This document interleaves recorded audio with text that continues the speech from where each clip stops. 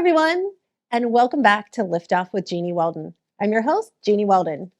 I created Liftoff so that people like you and me could get the information we need to make the most of our personal and professional lives. Our first guest, Jason Tartick, is a Wall Street Journal best-selling author, the host of Apple's top charting business podcast, Trading Secrets. After 10 years of working in a corporate banking world, he took a detour into reality television. Can you believe it? He was a contestant on season 14 of ABC's The Bachelorette. I'm sure you saw him there. Since then, he's been seen on Good Morning America, Live with Kelly and Ryan, Dancing with the Stars, and now Liftoff. Jason, welcome to the show. We're so thrilled to have you on. Thank you so much for having me. And you're probably the perfect person to write about the topic of pivoting in your career. So you've done so much. Tell us about your book, The Restart Roadmap, Rewire and Reset Your Career, why you chose to write it, and what you think is most compelling about it. Yeah, I think that the main premise behind the book is kind of my story. My story was that I was the yes guy.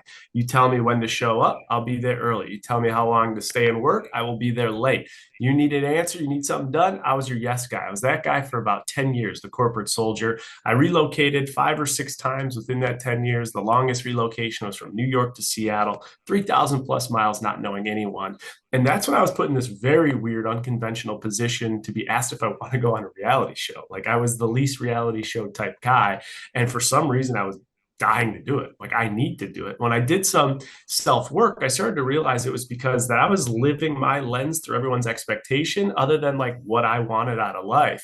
And it was weird that when I made a pivot that was so unconventional, that was against what everyone in my life told me what I should do, it actually opened up so much for me. And I began to find my path and find what was driving happiness. And it was as a result of happiness, my motivation was moving at a level I'd never seen it. So for me, it just opened all these doors. It created opportunity. I started businesses I never thought I would. And I took a step back to say that pivot moment was me breaking what I saw is the blueprint to success. And from that moment, people that I've interviewed and talked to that have achieved massive outlying success all had similar moments where they broke the blueprint, whether it was at the age of 4 or it was at the age of 60, that they did something different than they have been told is the route to success. And so this book kind of encompasses the whole story and gives people that are trying to find their path or dial it in a little more direction. Such a powerful concept. And that's exactly what I did with this TV show. I left my corporate day job to start this TV show, and just amazing things have happened since then. So I totally agree with you. And you, like me, are so passionate about educating on financial literacy and career advice. If you had to give one piece of advice to all of our viewers, what would it be?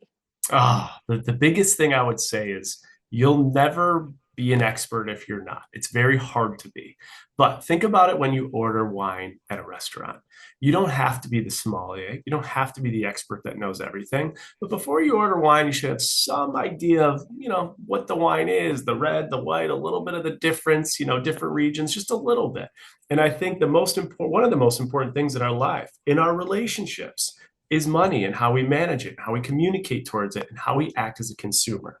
So I would say you don't have to be an expert. No one's asking you to be, but you have to educate yourself enough to be a consumer that won't be taken advantage of and that takes control of the process with their money, which again is one of the most important assets in the world. And right now, people that mismanage their money, it's the second leader for divorce and relationships is financial distress. So take control of it, be a good consumer. And the last one just goes without saying, and I could spend an hour on it, but I won't. Spend less, save more, period. I think that's the theme of the show today, and it is the theme that we should all have in our lives. Save more, spend less, be smart about money. And Jason, such great advice. I really appreciate you being on the show, and I hope everybody who's watching reads your book. Thank you so much for having me. Thank you. And thanks so much for everybody for staying tuned in. When we come back, we're going to continue the conversation about financial literacy and education, so don't go away.